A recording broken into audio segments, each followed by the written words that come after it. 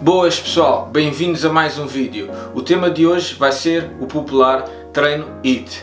Como é que surge este tipo de treino, alguns dos benefícios associados a esta forma de treinar e como é que podemos tirar o máximo partido desta metodologia de treino para nós. Portanto, fiquem por aí e assistam ao resto do vídeo.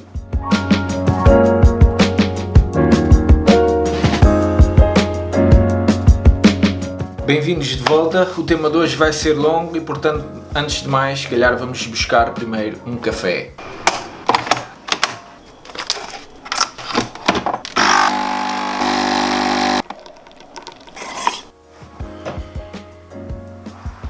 Sempre quis fazer isto. Falta-me o gato. Então, tema de hoje vai ser treino HIIT, ou mais especificamente High Intensity Interval Training, ou em português, treino intervalado de alta intensidade. Conceito de estratégia, em grego, estratégia, em latim, stratégie, em francês, stratégie. O senhor está anotando? Sim, senhor. Vou pedir isso na prova. Este tipo de treino foi desenvolvido por cerca do século XX para equipas de atletismo, em que os treinadores pretendiam aumentar o ritmo e força e capacidade cardiovascular das suas equipas de atletismo. E foi sendo desenvolvido, uma vez que os atletas que tinham sucesso depois eram um pouco copiados o seu treino por outras equipas de atletismo de diferentes países, até que depois, durante a Segunda Guerra Mundial, este método de treino passou a ser menos utilizado e caiu um pouco em esquecimento. No entanto, depois em 1996, Izumi Tabata faz um estudo para perceber quais seriam os benefícios à volta deste tipo de treino e então conseguiu concluir que, após a definição de um protocolo específico que aplicou a diferentes atletas, conseguiu concluir que a nível de ganhos cardiovasculares, a nível tanto em fitness aeróbio como anaeróbio, haviam ganhos e melhorias de cerca de 28%. É bastante significativo. Outros benefícios que têm sido a ser estudados depende-se sobretudo, para mim o mais evidente e mais específico e se calhar o principal benefício do HIIT tem a ver com a economia de tempo. Cada vez mais hoje vivemos num ritmo acelerado, com inúmeras responsabilidades, com dificuldades para nos redesdobrarmos em diferentes tarefas. Só um segundo. E, posto isto, a economia de tempo acaba por ser uma das grandes vantagens deste tipo de treino, uma vez que com altos níveis de intensidade é possível fazer treinos bastante proveitosos e encurtar o tempo despendido a treinar. Conseguimos fazer um treino deste tipo em cerca de 20 minutos, até 8 minutos ou até 4 minutos, depende do protocolo que for utilizado. Outra vantagem que é bastante evidente e que será o gasto calórico. Aqui no gasto calórico podem ser identificadas duas vertentes principais. Tanto o gasto calórico como no momento do exercício, como o gasto calórico no pós-exercício. No pós-exercício o termo associado é o EPOC, que quer dizer Excess Post-Oxygen Consumption. Excess Post-Oxygen Consumption. Estas abreviaturas em inglês estão a dar cá de mim.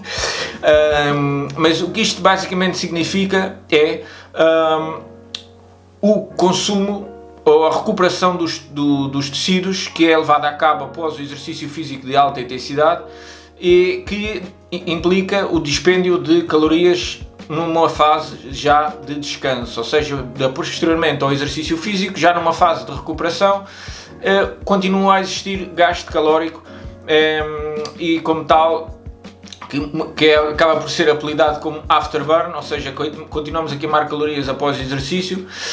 No entanto, aquilo que eu pude verificar a nível bibliográfico é que há diferentes estudos neste sentido e que identificam que para conseguir este tipo de efeito as pessoas que o desempenham têm que ter a capacidade atlética de atingir altos níveis de intensidade durante esse treino HIIT.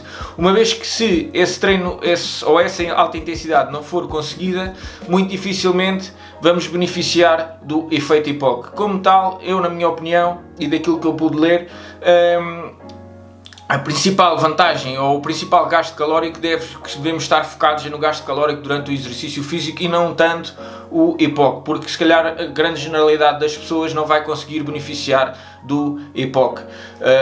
E como tal, devemos prestar também uma atenção especial ao gasto calórico que estamos a conseguir durante o treino HIIT. Há a prática comum, na minha opinião também um pouco errada, de definir um tipo de treino e dizer chapa 5, este treino gasta X calorias em Y tempo e portanto façam e vão ter este resultado. Na minha opinião isso é errado, porque estamos a ignorar diferentes fatores que estão associados ao gasto calórico. As pessoas todas são diferentes e já se conseguiu perceber através de estudos que há diferentes variáveis que influenciam o gasto calórico. São elas a idade, o género, inclusive o nível de fitness que a pessoa já tem, o tipo de alimentação que tem, o descanso, o stress a que está exposta durante o dia. Portanto, há diferentes fatores que influenciam tanto a nível atlético, performance ou biológicos, e também como o estilo de vida também acaba por influenciar-se. E todas estas variáveis interagem entre si. E como tal é muito arriscado estarmos a dizer que gastamos X calorias em determinado tempo para toda a gente e depois, se calhar, a previsão para uma determinada pessoa, ela pensa que gastou aquelas calorias todas, quando na verdade se calhar até pode ficar um pouco abaixo, e naquele dia, como sente que eu gastei se calhar 800 e tal calorias neste treino HIIT, então portanto já posso ir a saltar o McDonald's, e depois acaba por ficar em excedente calórico e lá está, aparece o ganho de peso, e que é o contrário do que é pretendido por quem está numa fase de perda de peso. Ainda existem algumas dificuldades em quantificar o gasto calórico para treinos HIIT, uma vez que há um fator que é bastante variável e que é difícil de quantificar, que é a intensidade. É difícil neste momento ainda conseguir quantificar a intensidade, ou seja, quando se faz um estudo, aquilo que se tenta é diminuir o número de variáveis ao máximo para conseguir perceber que a variável em estudo, como é que ela implica ou como é que ela impacta nos indivíduos. E portanto conseguir isolar a intensidade de treino neste momento ainda é uma dificuldade. Um dos benefícios que também está associado ao treino EPOC, ou treino HIIT, ou alta intensidade, é o aumento do VO2 máximo. Isto é, a capacidade do nosso organismo utilizar o oxigênio. Quando falamos em utilização do oxigênio por parte do nosso organismo, a primeira coisa que nos vem à cabeça são pulmões. E são as estruturas que basicamente introduzem o oxigênio no nosso corpo. Nós temos uns capilares que acabam por estar ligados ao nosso sistema circulatório e que introduzem o oxigênio na nossa corrente sanguínea. Depois, posteriormente, o nosso motor, o coração, tem a responsabilidade de fazer chegar esse sangue oxigenado a todas as estruturas do nosso corpo. Depois, como é que a nível muscular nós utilizamos este oxigênio para produzir trabalho aeróbio? No interior das células animais existem uns organelos celulares chamados mitocôndrias. Estes organelos celulares vão receber o oxigênio que é transportado pela hemoglobina e posteriormente, em conjunto com a glicose, que é proveniente do glicogênio, que é degradada, este glicogênio que está armazenado nos nossos músculos, e a mitocôndria vai fazer uma combustão da glicose em conjunto com o oxigênio para produzir energia sob a forma de ATP. Isto é dado na escola, em biologia, para aí no 10º ano ou 11º, alguns por aí, e que portanto é desta forma que as nossas estruturas musculares têm a capacidade de utilizar essas reservas para produzir energia em conjunto com o oxigênio. Aqui podem ser identificadas duas formas de melhorar a capacidade da mitocôndria utilizar este oxigênio, que basicamente é isso, o VO2 máximo. Tanto o treino HIIT tem essa capacidade de rapidamente conseguir aumentar os índices de capacidade de utilização do oxigênio por parte da mitocôndria, como também o steady state cardio. Só que aquilo que a bibliografia evidencia é que o treino HIIT consegue, num curto prazo de tempo, apresentar resultados que seriam obtidos pelo steady state um pouco mais à frente. E daí a vantagem é conseguir encurtar e conseguir obter esses espaços esses resultados bastante mais depressa, tanto que inclusive alguns maratonistas antes de começarem a correr longas distâncias, primeiro começam uma etapa de treino de alta intensidade para conseguir aproveitar esse oxigênio, desenvolver as mitocôndrias ou ganhar capacidade de VO2 máximo, e posteriormente, à medida que esta capacidade aumenta, começam a introduzir a corrida cada vez com maior longa distância. Então, como é que nós podemos estruturar um treino HIIT para tirar o máximo partido desta metodologia para conseguir o melhor resultado possível? Aqui pode ser utilizado qualquer tipo de exercício, e aqui devemos ter em consideração dois aspectos: que quanto menos exercícios nós tivermos nesse treino de alta intensidade, mais fácil irá ser a sua execução, porque muitas vezes quando nós começamos a entrar num estado de fadiga, começamos a esquecer qual era o exercício a seguir, se já fizemos, se já não fizemos, se já descansei, começa a haver alguma descoordenação, e portanto com menos exercícios acaba por ser mais fácil controlar isto. Uma das outras possibilidades que vai um pouco contra esta é aumentar o número de exercícios. Terá esta complexidade de conseguir fazer uma gestão mais eficiente do treino, mas também, por outro lado, vai nos permitir trabalhar mais grupos musculares, uma vez que temos uma variedade maior de exercícios.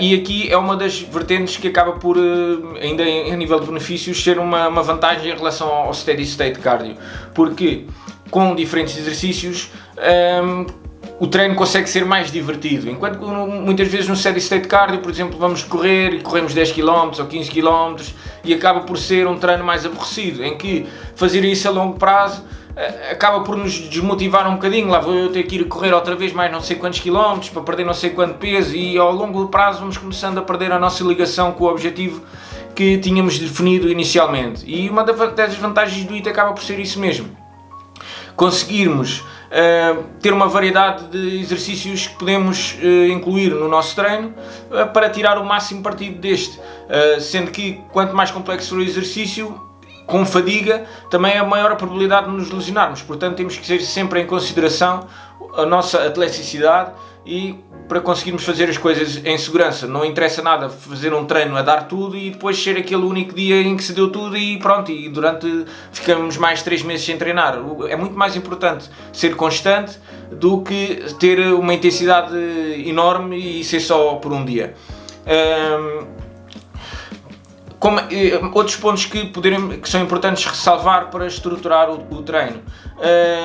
Hoje em dia o treino de alta intensidade está muito na moda, é uma das práticas que se vê em todo o lado, toda a gente faz treinos de alta intensidade. No entanto, acho que se começa a cair um bocadinho no erro de fazer quase todos os dias treino de alta intensidade. Se é um treino de alta intensidade puro, se é um treino que nos leva ao limite, que nos desafia, em que nós, quando chegamos ao fim, quase não conseguimos fazer mais uma repetição,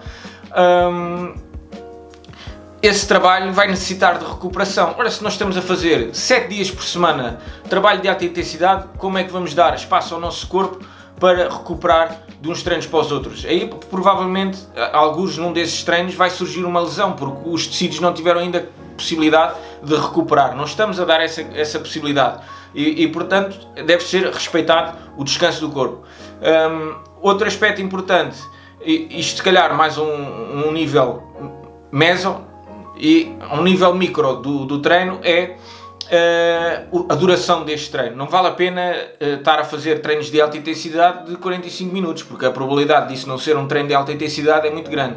Se nós queremos ter um treino de alta intensidade, deve ser curto. Eu vejo alguns treinos de 30 minutos, a bibliografia recomenda se calhar não mais do que 20, e inclusive treinos de 4 minutos de alta intensidade. E portanto, como tal, estes treinos devem ser curtos e com uma frequência, como eu disse há pouco, ajustada durante a semana, em que acaba por ser um complemento a outro tipo de trabalho que nós fazemos durante a nossa semana. Qualquer tipo de exercício, portanto, podem dar uso à vossa criatividade.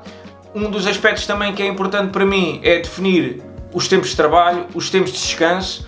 Um dos aspectos também que a bibliografia acaba por recomendar é durante exercícios, ou aliás, na fase de descanso entre exercícios, é importante se calhar o descanso ativo. Isto por duas razões. Quando nós estamos em treino de alta intensidade, o nosso ritmo cardíaco é suposto estar em níveis em que não nos permite falar, possivelmente acima das 140 batidas por minuto, 140, 150, 160. Sempre tem que estar numa altura em que já não conseguimos falar. Nós temos os nossos batimentos cardíacos entre os 120, 130, 140, é onde entramos numa fase de queima de gordura, e portanto com o treino HIIT estamos ainda em valores acima disso. E se nós descansarmos e pararmos abruptamente, vamos supor que estamos no treino e agarramos e sentamos a recuperar a respiração, vamos começar, ainda que essa dura algum tempo, mas vamos ter sempre uma queda desse batimento cardíaco, e acaba por não ser ideal, porque depois vamos estar a levá-lo outra vez para níveis muito altos.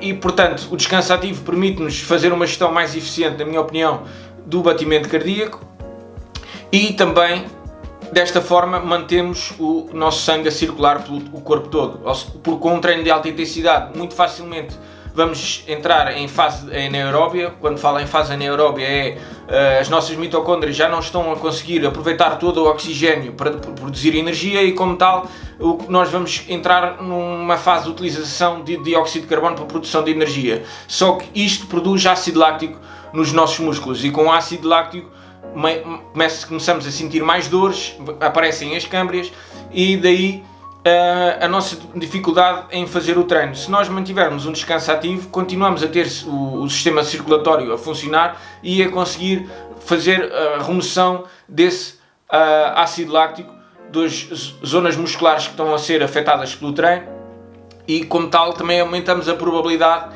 de conseguir terminar esse treino. Portanto, aqui alguns aspectos que devemos ter em conta quando estamos a estruturar o treino.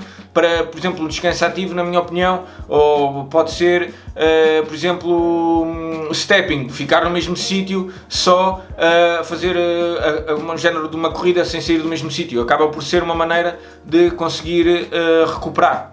Então, agora vou passar a apresentar o tutorial para o treino que vamos fazer numa parte 2 deste tema, que é o treino HIIT. Portanto, fiquem atentos para quando se lançar a segunda parte, em que irei fazer um circuito completo de alta intensidade para quem quiser também poder executar. Então, o circuito vai ser, eu vou fazer 5 voltas, 6 exercícios, 30 segundos de trabalho, 10 segundos de descanso, 1 minuto de descanso no final de cada volta. O importante também quando estamos a estruturar um treino destes, que eu não referi há pouco, é conseguirmos estruturar de forma a que o nosso nível de intensidade seja mais ou menos constante. É claro que é importante que seja desafiante e que quando cheguemos ao final do treino estejamos mesmo no limite de quase já não conseguir fazer nem mais uma repetição. Isso é um treino de alta intensidade, mas é possível e é importante que se defina algo que conseguimos cumprir, porque se vamos estar a definir um treino de alta intensidade e se calhar ainda a meio já demos tudo o que tínhamos, porque fomos demasiado ambiciosos no tipo de treino que quisemos fazer, isso não vai ser positivo, porque não vamos ter a capacidade de concluir, e a nível mental vai ser mais desgastante. E como tal nós queremos definir objetivos concretos e específicos e que conseguimos atingir. Passando a apresentar os exercícios, o primeiro exercício vai ser Spider-Man Push-Ups. A diferença para uma push-up normal é que basicamente as nossas pernas vêm pelo lado de fora, uma de cada vez, de forma alternada, vêm ter de encontro à nossa mão numa fase excêntrica, ou seja, no momento em que estamos a descer, a perna vem por fora e aproxima-se da nossa mão. Voltamos à posição de prancha e depois a perna oposta executa o mesmo movimento. Quem não conseguir fazer flexões desta forma pode executar as flexões normais, sem estar a fazer a perna assim pelo lado, e quem não conseguir, por exemplo, para 3 voltas executar flexões durante 90 segundos, então pode fazer, por exemplo, as flexões com os joelhos apoiados no chão. Segundo exercício, Jumping Lunges, ou seja, alternados, em que aqui é um lunge, mas com um salto, a alternar entre a esquerda e a direita. Quem por algum motivo não puder executar este movimento por um impacto na lombar, e aí o que deve fazer é remover o salto do exercício, para assim diminuir o impacto na lombar. Quem tiver problemas de joelhos, o importante aqui é não executar o lunge desta forma, uma vez que o lunge coloca alguma pressão na articulação do joelho, e pode, por exemplo, experimentar fazer side lunge, uma vez que vai mais à zona interior da coxa, aqui mais sobretudo os adutores, e aí ver se é mais confortável. Se não, pode preferir por trocar outro exercício para pernas que não cause qualquer tipo de dor. É importante sempre treinar sem sentirmos dor, desafio mas sem dor. Terceiro exercício irá ser kick sits, um exercício bastante utilizado no jiu-jitsu, em que basicamente estamos na posição de prancha e fazemos a saída da anca alternando entre esquerda e direita. Não voltamos à posição de prancha, saímos diretamente, por exemplo, da esquerda para a direita sem passar pela face de prancha. Quem não tiver mobilidade, por exemplo, para fazer este exercício desta forma, pode fazer para a esquerda, volta à prancha e depois para a direita. Quem não se sentir confortável a fazer a saída da anca, pode fazer a prancha e simplesmente afasta a perna para a esquerda e volta ao centro, e depois posteriormente afasta a perna direita e volta ao centro, e executa o exercício desta forma. Quarto exercício, agachamento com salto. Mais uma vez, quem tiver problemas de lombar, remover a parte do salto deste exercício e faz o agachamento sem a componente de salto. Ok? Aqui não há muito a dizer, é um exercício clássico. É importante que quando saltamos e não caímos sobre as nossas pernas. Às vezes acontece de cairmos de uma forma rígida em cima das nossas pernas, e isso tem bastante impacto nas nossas articulações. O que nós queremos fazer é a chamada recepção de salto. Quando saltamos, a seguir convém agacharmos logo para fazer essa recepção do salto. Quinto exercício será Mountain Climbers, ok? É um exercício em que vamos estar na posição de prancha e basicamente fazemos alternar entre esquerda e direita, com vir com as pernas aos nossos joelhos no maior ritmo possível.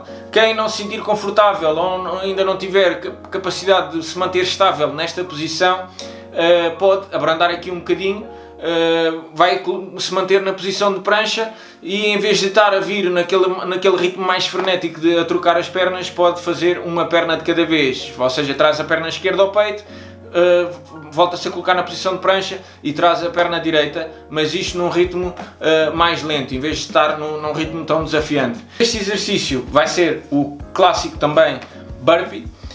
O burpee tem várias componentes associadas, é um exercício composto, implica a fase de flexão, em que depois posicionamos numa posição de agachamento, executamos o salto, fazemos a recepção do salto para uma postura de agachamento novamente, caímos, entre aspas, para a posição de prancha, fazemos a flexão e repetimos todo o movimento.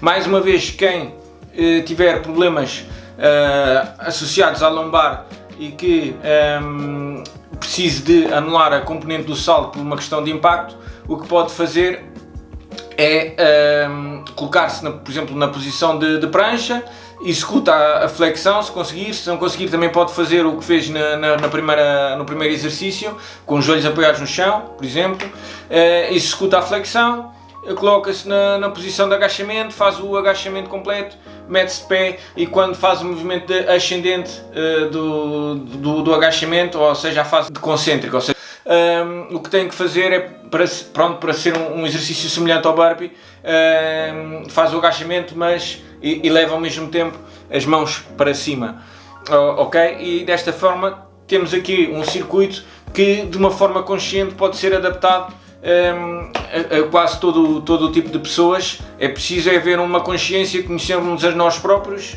percebermos o que é que podemos fazer com segurança e executar o treino com segurança e de uma forma que nos permita terminar e que seja proveitoso e que tiremos o máximo partido dele. Vimos agora já alguns fundamentos teóricos associados ao treino de alta intensidade, tudo em linhas muito gerais, um pouco o conhecimento da história, como é que surge, os principais benefícios, alguns mitos que estão associados relativamente, sobretudo se calhar, ao gasto calórico, e que aspectos é que devemos ter em conta quando executamos um treino de alta intensidade. Era mais fácil para mim se calhar chegar e gravar um treino e publicá-lo e dizer façam, mas isso, na minha opinião, é o que já acontece muito na comunidade do fitness, em que toda a gente publica exercícios, toda a gente partilha exercícios, toda a gente diz para fazerem, mas explicar o porquê que pode ser feito, que vantagem é que estamos a tirar, ainda se vê pouco, e acho que passar conhecimento também é importante. Sei que foi um vídeo mais teórico, mas agora na segunda parte do vídeo que vou lançar a seguir, e portanto espero que fiquem atentos para ver a segunda parte, porque vão-me ver a sofrer. Portanto, quem gosta de ver pessoas a sofrer, recomendo que vejam a segunda parte, vai ser bom. Se vocês que estejam do outro lado, que se sintam que são um bocadinho sádicos, podem ficar e assistir a segunda parte do vídeo. Pronto, de qualquer das maneiras não me vou alongar mais, espero que tenham gostado do vídeo, fiquem atentos para a segunda parte e até à próxima.